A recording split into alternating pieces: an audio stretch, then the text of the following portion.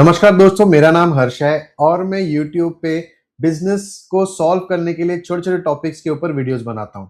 तो आज का टॉपिक है मेरा sales team not achieving targets. Okay, तो इस टॉपिक को के ऊपर वीडियो बनाने का मेरे पीछे का ऑब्जेक्टिव ये था कि yesterday I met a very old friend और उसके साथ बहुत लंबा डिस्कशन होने के बाद ही came up with the problem. और उसने मुझे ये चीज बताई कि यार हर्ष, मैं एक्सपीरियंस सेल्समैन भी रख लेता हूँ, कॉम्पिटिटर का सेल्समैन भी तोड़ करके अपने पास ले आता हूँ। वो वहां पे तो अच्छा परफॉर्म कर रहा होता है, बट मेरे यहाँ पे पता नहीं उसको क्या हो जाता है, ही स्टॉप्स परफॉर्मिंग। ठीक है, क्योंकि उसके परफॉर्मेंस के बेसिस पे तो मैं अपनी कंपनी में उसको लेकर के आया था। तो इस प्रॉब्लम का क्या सोल्यूशन हो सकता है? क्या मैं कुछ गलत कर रहा हूं? मैंने बोला हाँ यार, तू गलत कर रहा है। तो उसने बोला कि मुझे समझाओ। तो वो ही चीज मैं अब आप सबको भी समझाना चाह रहा हूं। मेरे साथ बने रहिए, एंड तक देखिए। तो मैनेजमेंट का एक कॉन्सेप्ट होता है जो एमबीए में पढ़ाया जाता है। आई एम श्योर आप सबने देखा होगा, पढ़ा होगा। इसको बोलते हैं मैनेजमेंट बाय ऑब्जेक्टिव। ठीक है, अब सेल्स का पर्सन परफॉर्म नहीं कर रहा। ठीक है, परफॉर्म नहीं करने के का जो जो एस्पेक्ट है, हम उसकी परफॉर्मेंस को मेजर गलत कर रहे हैं। ठीक है, हम सेल्स वाले को क्या बोलते हैं कि भाई सेल्स लेके आओ, ऑर्डर लेकर के आओ, ठीक है ना, रेवेन्यू लेकर के आओ, प्रॉफिट परसेंटेज बढ़ाओ।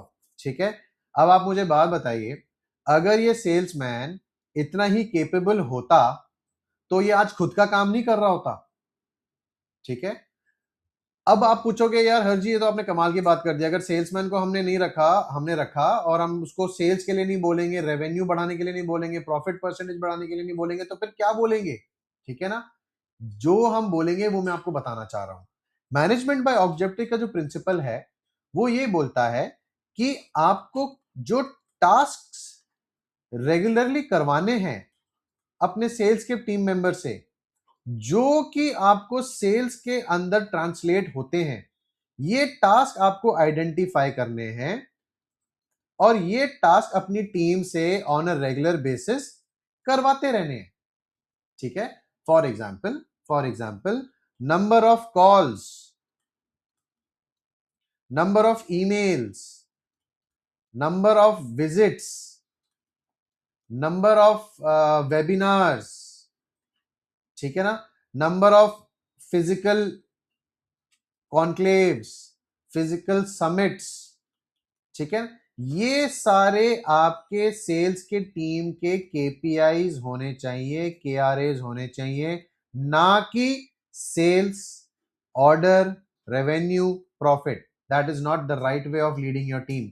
यहां पे आपके पास कोई भी बंदा सेल्स का नहीं टिकेगा, कोई भी नहीं टिकेगा। आप चाहे रिलायंस से बंदा ले आओ, आप एचयूएल से ले आओ, कहीं से भी ले आओ, if you are only talking about these terms, nobody will stick to your company. आपको तो management by objective principle follow करना पड़ेगा, जहां पे task and role based work आपको कराना पड़ेगा। हाँ, अगर आपने डेटा निकाला और बोला कि यार for this amount of orders we need to do this amount of emails, ठीक है, अब आप इसको मेजर करो, ये तो ऑटोमेटिकली हो जाएगा। ये अगर मेरा डाउन हुआ तो ये भी डाउन हो जाएगा, ये मेरा अगर हाई चला गया तो ये भी हाई चला जाएगा। राइट, आपको क्या करना है? Number of webinars for new customers, number of webinar जो मैं कर रहा हूं, नंबर ऑफ वेबिनार जो मैं कर रहा हूं, दैट ट्रांसलेट इनटू सेल्स। अब आप डेटा निकालो, मैंने अगर महीने में 10 वेबिनार किया तो मैंने इतने इतने रुपए का सेल किया। मैं अगर इसको बढ़ा दूंगा तो मेरा ये भी तो बढ़ जाएगा। ठीक है, तो rather then focusing on the outcome, you focus on the input. मैंने इससे रिलेटेड एक वीडियो भी बनाई है, मैं आपको उसका लिंक शेयर कर दूंगा डिस्क्रिप्शन में, आप वो भी देखिएगा, इनपुट प्रोसेस आउटपुट डायग्राम का। ठीक है, so my request to you is not to monitor your team on the basis of output, आप इनका इनपुट चेक करो।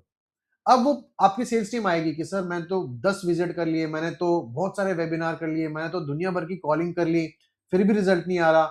इसका मतलब ये है, इसका मतलब ये है जो वो प्रोसेस फॉलो कर रहा है वो कहीं ना कहीं गड़बड़ है। मतलब अगर मैं कॉल कर रहा हूं तो मेरी कॉलिंग की पिच क्या है, व्हाट इज माय पिच। ठीक है, अगर मैं फिजिकली मीटिंग कर रहा हूं तो मेरा क्या एजेंडा है, what is the presentation I am giving. अगर मैं वेबिनार कर रहा हूं तो मैं वेबिनार कैसे कर रहा हूं, मैं एजुकेशनल बेस्ड वेबिनार कर रहा हूं या सिर्फ माल बेचने की बात कर रहा हूं। ठीक है, अगर मैं कॉन्क्लेव कर रहा हूं तो कॉन्क्लेव मेरा कोई मीनिंगफुल कॉन्क्लेव है या सिर्फ एक सेल्स पिच है। ठीक है, सिर्फ एक हाई और महंगा एम्प्लॉयर को हायर करने से एज अ बिजनेस ओनर आपकी प्रॉब्लम नहीं सॉल्व होगी। आपको इनके इनपुट्स, आपको इनके प्रोसेस के ऊपर साथ बैठ के काम करना पड़ेगा, तब जाकर के आपको आउटपुट मिलेगा। आप ये मत सोचिए कि मैंने 5 लाख रुपए महीने का सेल्स मैनेजर हायर कर लिया, तोड़ लिया और मेरी गाड़ी वो कंपनी अब आसमान तक वो ले जाएगा। That is not going to happen. ठीक है, तो I hope it is very very clear. आपको इसके बारे में और डिटेल में जानना है तो मेरे साथ एक कैलेंडली का मैंने लिंक डिस्क्रिप्शन में डाला हुआ है, आप उस पर क्लिक कीजिए और इस टॉपिक पे ऊपर हम लोग इन डेप्थ डिस्कशन करेंगे और आपकी प्रॉब्लम को सॉल्व करने की कोशिश करेंगे। That's it from my side. Have a good day.